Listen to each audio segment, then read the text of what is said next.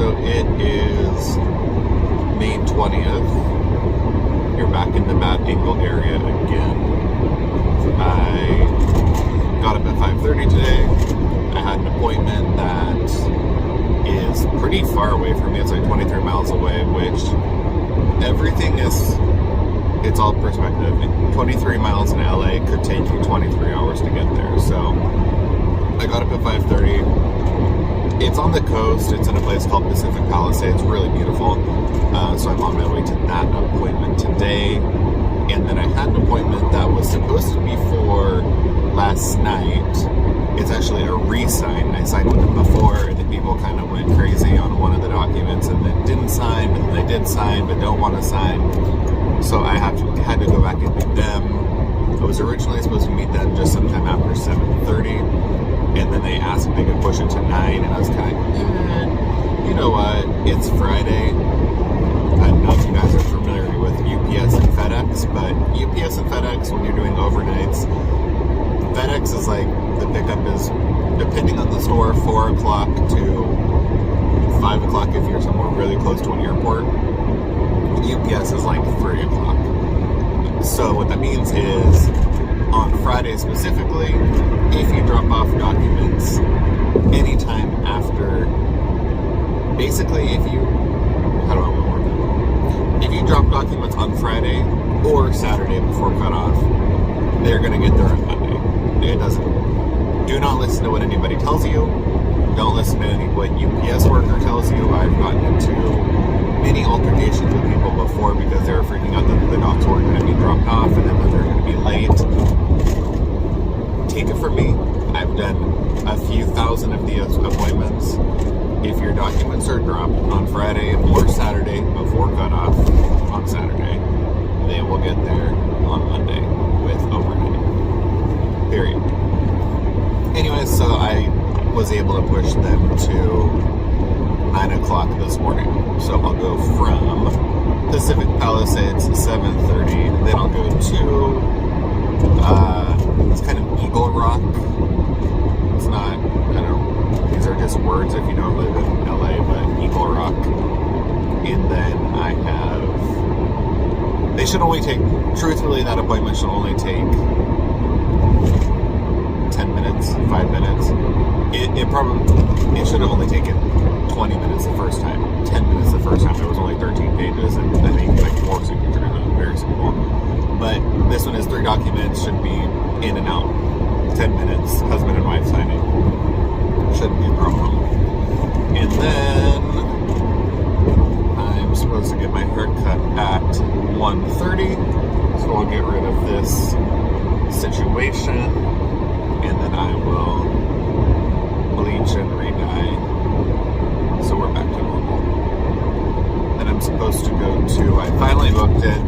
I wasn't sure how I was feeling. I don't know if I posted the previous vlog or not. I had a previous vlog where I was kind of, I don't know, talking, I guess. And I wasn't sure if I was going to go to this horse show in Kentucky, just because I'm super struggling with money right now. The way with none of the horses having been sold, it's kind of tight. But I booked my flight. I had already committed to it, and I hate canceling, especially with horse things. I hate canceling last minute. I mean, really with anybody. If I tell somebody I'm going to go somewhere and do something, that's me. I'm not going to cancel on you, especially if I know it's something that you cannot easily get help for. Like if it's going to dinner, I don't know, doing something like that, I'll cancel on your ass in a minute. But if it's like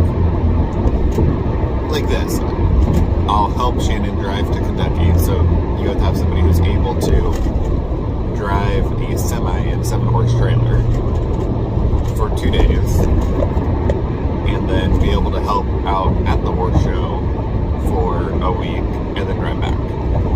That's a pretty specific group type of person, and if you didn't already have it on your calendar, you probably are not going to be able to do it. So, with all that being said, I booked my flight yesterday. I'm going to leave at 9:30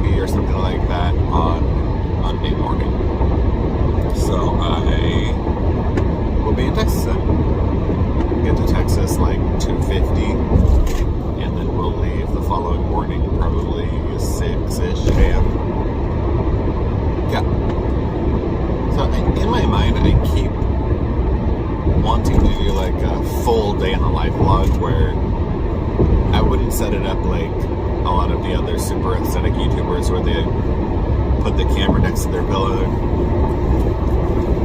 No, I mean, first of all, I'm not fucking organized enough to do that, to be completely honest. I just am not. And second of all, I don't do that. I'm just super honest with you. You're not going to get that level of content from me. For me, the type of content you're going to get is a broken phone perched up on the dashboard of a minivan as we're driving at the butt crack on to an appointment. And that's more what you can expect from me. But I feel like what I'm saying is pretty good, so I feel like I need to go get my car alignment or tires or something checked out. It definitely is pulling to the left substantially. Probably I don't have a flat tire. I don't know. It's really an incredible angle for me to be filming this at. It just gives you all of the best pieces. Let's see, what else is new? In other news, I just purchased skincare side. I know, let me bitch about money and then talk about what I just purchased. A separate situation. Money is kind of like, has been cumulative, and I actually did purchase this item a few weeks ago before I felt really crunched. So, whatever. I did just buy I didn't just buy it, I got it a couple weeks ago, but I got the Truth Treatment System that infused the little, I guess it's kind of like for lack of a better word, it's like a serum sprayer. I guess it's kind of supposed to mimic if they're doing the oxygen facials, those kind of, it's basically a micro droplet thing. So you load it, it's kind of like an in half a mile, continue on to California 1 North. I don't actually know if you can hear the GPS when she starts talking or not. I don't really know how that works on when you're filming. But yeah, so I got the Truth Treatment System infused little sprayer thing. I think the theory is that the serums are super thin and then it's makes them nano droplets or micro droplets or something like that, so they're super quickly absorbed. Verdict is still out on it. I've used it 2 or 3 times now, and I mean, I do like it. I was kind of skeptical once I got it. I was like, really? Did I just pay, I don't know, $160 for a sprayer? I can spray serums on my face, just put it in a spray bottle. But I think it's probably got more tech than that. It just does seem very simple. I would say it's a high quality product. The thing is heavy as a paperweight. I mean, it is very heavy. So we'll see. I don't know. I will say the other day I used it in the morning, because to me it seems like it would be more of a morning product, because when you put it, when you spray the serums on, you really do not, once they're on, you don't feel the product on your skin at all. Not saying that I want to feel product on my skin, but it feels like, boom, gone. They absorb really quickly, and I don't know if, I'm assuming it's because they are dispersed so finely across your skin that it just absorbs. And then the serums themselves are obviously quite watery because they have to be able to go through this little sprayer. So I used it the other morning, maybe, 2 days ago, something like that. And then when I came home and looked in the mirror, and I mean at like the end of the day, came home and looked in the mirror, and usually I look like haggard, like I've been jumped on the street, have been in a bar fight, worked out in the fields in the sun for a day, and then fed the pigs and came home. But I actually came home and looked in the mirror and I was like, okay, wow, my face looks pretty damn good right now. Because usually by the time I get home, I have these, I don't know what you call it, if these ones are the laugh lines or the marionette lines, or I think marionette lines are here and these are nasal labial lines. I don't know, my labia's labial lines. I have always had them. I mean, they've obviously gotten more prominent with age, but I have literally always had these lines, and it's really irritating I really want to try Core. It's that new not new, but the micro coring device, because it's supposed to be quite good for little skin wrinkles like that. But this guy literally has, that guy literally has a fucking pillow. He has his he's in a Tesla, obviously. He has his pillow, and he has his chair laying flat, and he's on his phone, and is just driving along. Obviously, he's got the autopilot feature, but it is alarming when you look over and see somebody laying down in the driver's seat on their phone with a pillow while driving next to you. I will say that is a little bit of an alarming feature. Probably awesome, but not something you see every day. Anyways, yeah, so I looked in the mirror and I was like, okay, wow. Because I can always tell, like, it looks especially worse if I put any, like, skin tint or a tinted sunscreen on top. I've been using this Shiseido tinted moisturizer. It's like tinted moisturizer and SPF 36 or 59 or something like that. And I actually really, really like it. I've used a couple different skin tints because to me that makes the most sense. I don't really ever want a full face of foundation because I don't know. I don't like how it looks on me, and then also with the way my skin, some of my wrinkles and pore, it just looks like shit, to be completely honest. It's especially here and on my forehead, if I put anything that's heavy, it will sink right into those wrinkles, and then it just look really, really bad. So I've been using this Shiseido skin tint. I actually really like it. It's very thin. I use it a small amount with a like a puff, like a cushion puff, and really like it. And then I started using this Alastin tinted SPF. So my biggest problem with tinted SPF is usually that. In my mind, if I use enough of the tinted SPF to get the proper protection, it looks like I just dip my face in paint. It always looks thick, and I've used some high quality ones. Like I've used the color, I know I've used the Color Science before. I don't remember how that went. I don't actually know if I've used the Color Science, like the Flex one. I know I've had the body sunscreen, and I've had the powder sunscreen. I don't actually know if I've used the Color Science Flex. I need to try that. Because usually when I use a tinted sunscreen, if I use enough for it to be proper coverage, right? Because you use the 3 fingers or quarter teaspoon or however much that is. I usually go 3 fingers. Which is why I've been back on the Korean sunscreens. So for a long time I was only using mineral sunscreens because so many of the traditional sunscreens were just stinging the bejesus out of my eyes. So I was using the mineral sunscreens, which I do like, but they can be super heavy and then just abundantly shiny, which I like a dewy looking face, but sometimes it looks like I've been sitting in a sauna with a aluminum foil on my body, which is not really the look I'm going for most of the time. I like a little dew, just a fresh look, but I don't want to look like I just ran a marathon. So I've been using Korean sunscreens.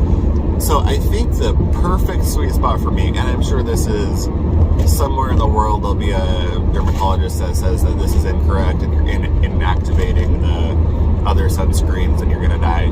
But I've found the last couple days, if I do basically like, I don't know, 95% of the amount or 80% of the amount of Korean sunscreen that I would normally use. If I use the majority of Korean sunscreen, just put that on, let it sit, brush my teeth, do whatever, and then go in with the tinted SPF and kind of use that as more of a skin tint. I have actually liked how that has been looking. So I've been using this, what brand is it? It's the white Biore? Is it the Biore? It's one of the ultra famous Korean sunscreens. It's the white bottle with the kind of gold little pumper lid. Pump thing. Pump. I mean, it's just a pump. The word isn't pump. It's not a pumper lid. White bottle with a gold pump. I think it's Biore or Nisha. I don't know. If I can think of it, I'll post it below. But so I've been doing like 2 pumps of that, which is actually a lot of sunscreen. I actually use more than the required amount of sunscreen. I do know that. So I do 2 pumps of the Korean sunscreen. It's basically like half a gallon of sunscreen that I put on my face. And then once that settles in, I go in with this Elastin. In a quarter mile, sharp right onto Sunset Boulevard. SPF 36, and then I do like a pump of that. Put that all over my face. But there must be like a surf competition or something happening. There's like 100 surfers over here. Yeah, so I'll do like a pump all on my face and then maybe half a pump down my neck. And then on sharp right onto Sunset Boulevard. I'll go in with just like these little micro dots of the Shiseido, because I feel like the Elastin one is a little bit too bronzy on its own.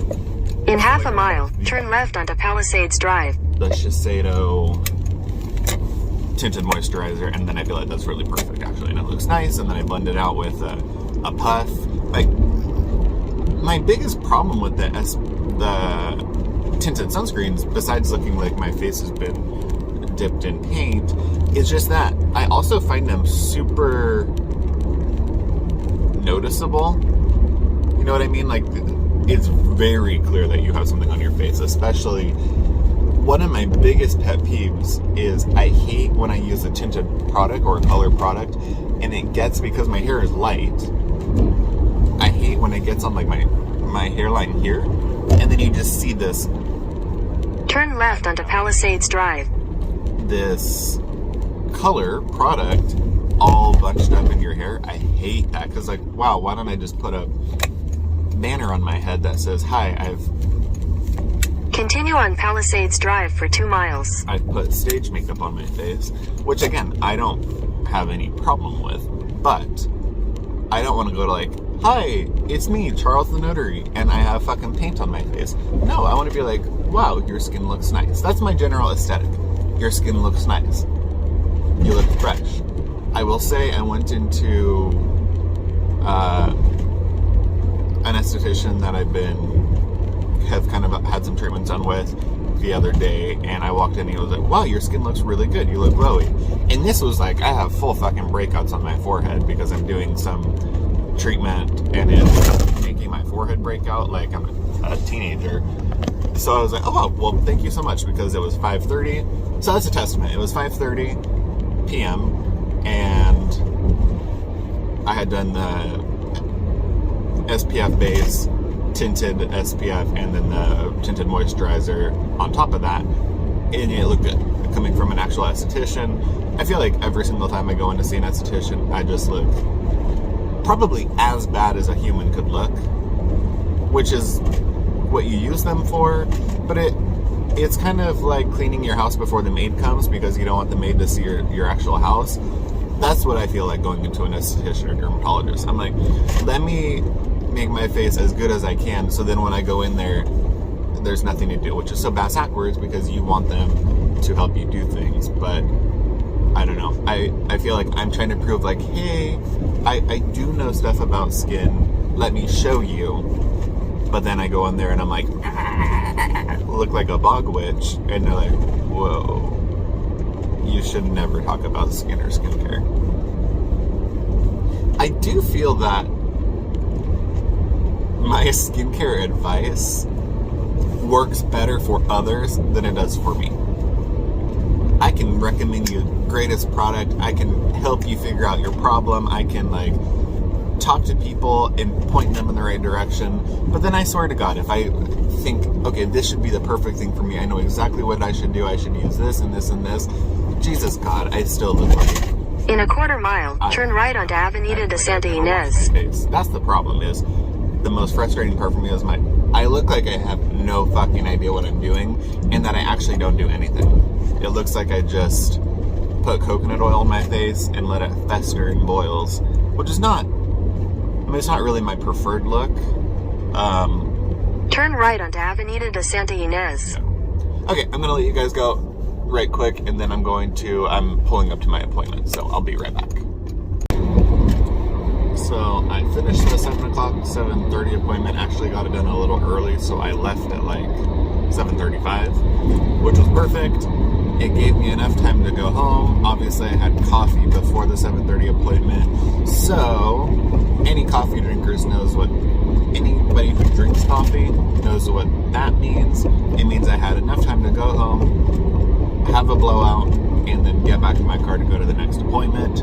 So that is done. I no longer have to drive around the city feeling like I'm going to shit my pants. So that's a positive. And then I'm going to go do these people that are potentially going to be spicy, but I'm hoping we've mitigated any potential issues. When the loan broker, whoever contacted me talking about the appointment, I'm like, hey, I will, because normally if somebody's really shitty, I'm not going to go re-sign them. If they've been shitty, I'm going to be like, you know what, I'm not doing it again. It's not worth the time or money to go do it. It's just not. There's too many good appointments in the world. I don't need to with somebody shitty. But I'm like, yes, I will go re-sign them because it's a very small package, so it should be easy money. But I'm going to charge a second appointment fee because I did execute all of the signatures and everything on my side. The fact that they did not want to sign was due to everybody who talked on the phone with them recommending that they do not sign this last document. I did my job. I was there for 45 minutes, blah, blah, blah. So I'm like, I'll do it again, but I need you to send them any documents that they're signing prior to the appointment. That way, if there's an issue, I either don't go, or you can resolve it, send me new docs, clarify, whatever. Like, what I want to do is I want to go there, sit down, 5 minutes, sign, fingerprint, get the fuck out of there, and be on with my day. That's what I want. But you'll learn if any of you... So here's my thing. I've actually, over the last couple days, I've had a few people talk to me about, like, should they become a notary? A couple of retired people, like, should I become a notary? I would say yes, with an asterisk. So to me, it's, if you are retired, you're looking for a side thing, like you just want to be able to do something on the side, I highly, highly recommend it because the barrier to entry is pretty low. Like, for what it takes to become a notary, in Oregon, it was like so simple. I blasted through, they had an online course that had these little quizzes. I think it took me like an hour or 2 hours to get through all of the coursework. And then I went down to basically wherever there was notary, got sworn in, and then boom, I was a notary in Oregon. California was a little more labor intensive. I also did it in the middle of COVID, which I think added a layer of complexity. California was like, you had to take a 6-hour course, then you had to do an in-person class, and then because it was in the middle of COVID, it took a while to get my paperwork processed.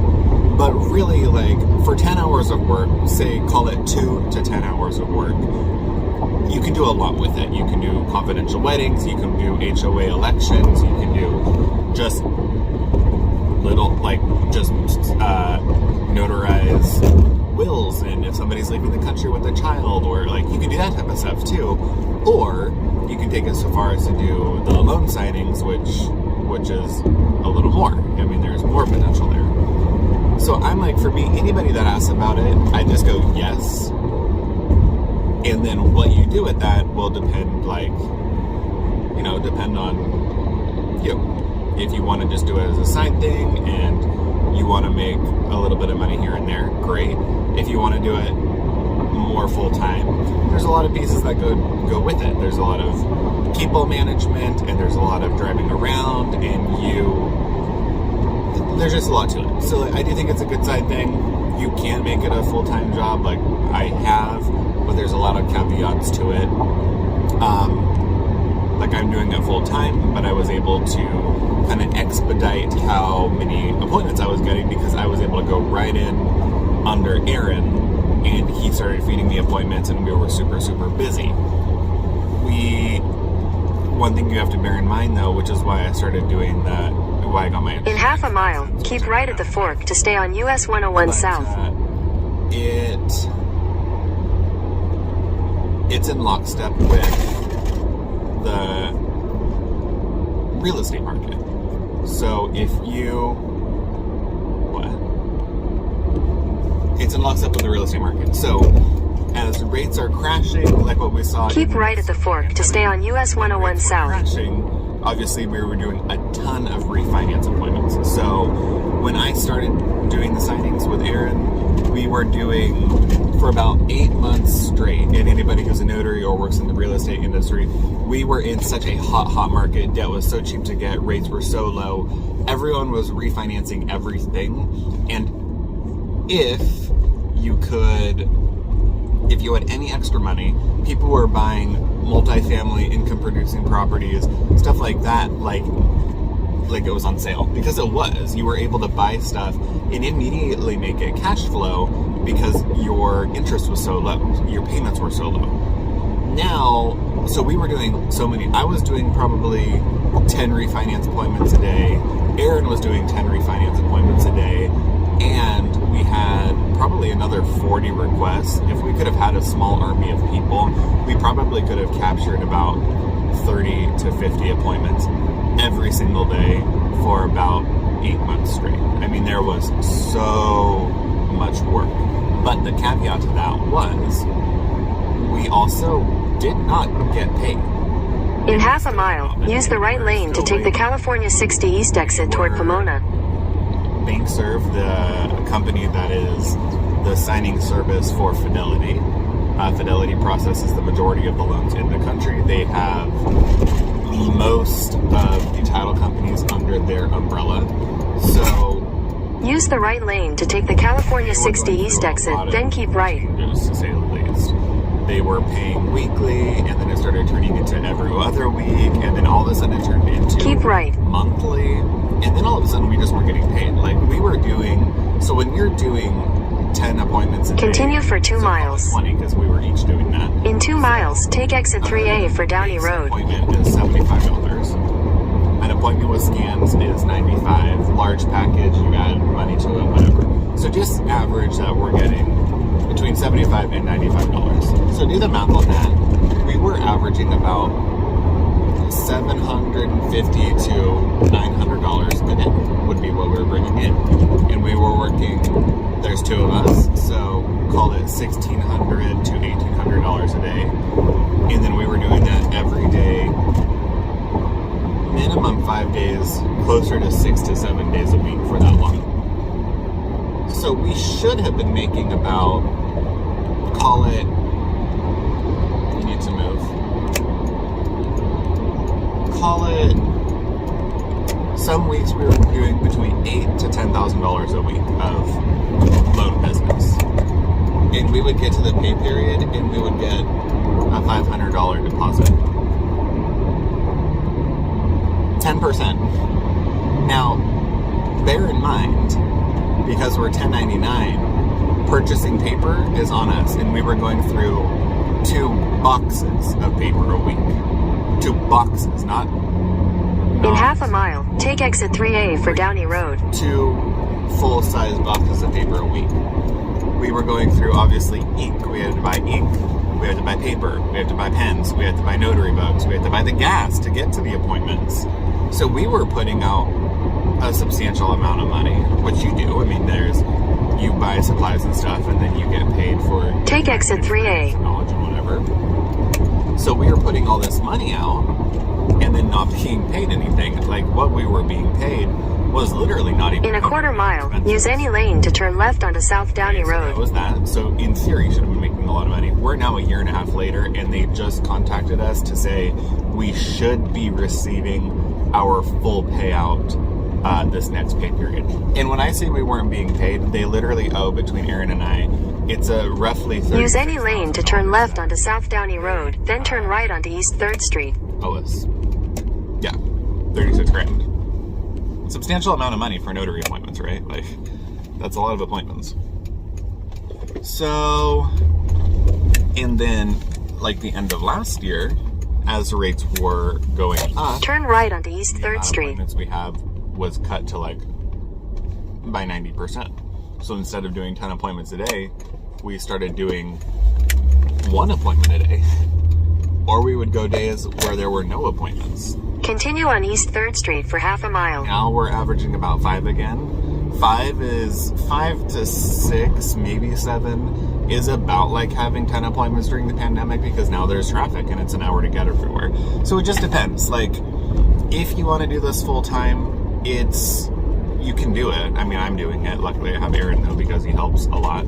But you have to do a lot of work. I mean, I'm driving around and most of the day, and it's not that reliable. You can't say like, boom, I'm gonna get $2,000 this week.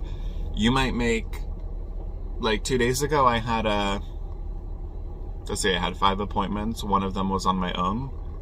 I had probably a $500 or $600 day. And then the next day I had 2 appointments. So it was a $150 day. You might have a day where you get no appointments. It just depends too. Like if you have any errors with BankServe, if you make a mistake, you'll get a negative rating on your account and you won't get appointments for like a week. I had one appointment that went sour due to improper instructions, and I couldn't get a hold of anybody to clarify. In a quarter mile, turn right onto South McBride Avenue. As I interpreted it, this company then said, the lender then communicated to BankServe that they did not want me to close for them. Now, I have closed probably 300 loans and lines of credit with them with this one mistake and thing that I offered to redo for free, because if it was my mistake, I will redo it for free, because I'd rather have the business than not. With that one negative rating and them saying that, I had no business sent to me for about... Turn right onto South McBride Avenue. So they use that. Yeah. So it just depends. I mean, if it's something, to me, I'm using it as a stepping stone. I need to figure out the next step. In 800 feet, your destination will be on the right. Whether that's going to be... I started getting my real estate license, then I didn't finish it. And then I got my life insurance license, obviously. Have not done anything with that. So I just need to figure out what I'm going to do next, because I don't want to just be a notary forever. Like, it can be good, but I just don't want to do that forever. So, okay, I'm at my next appointment. I'll be back.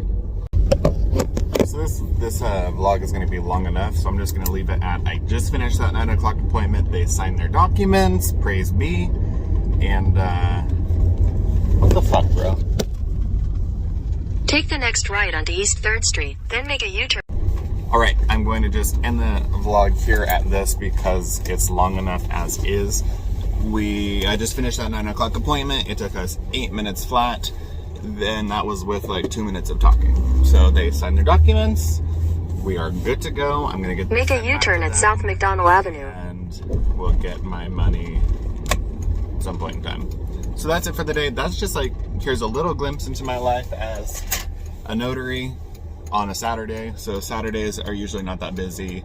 But yeah, thanks for coming along with me. I'm gonna go on with my day. I've got to pack and do laundry and stuff, get my hair cut. But yeah, that's my day. I'll see you guys later.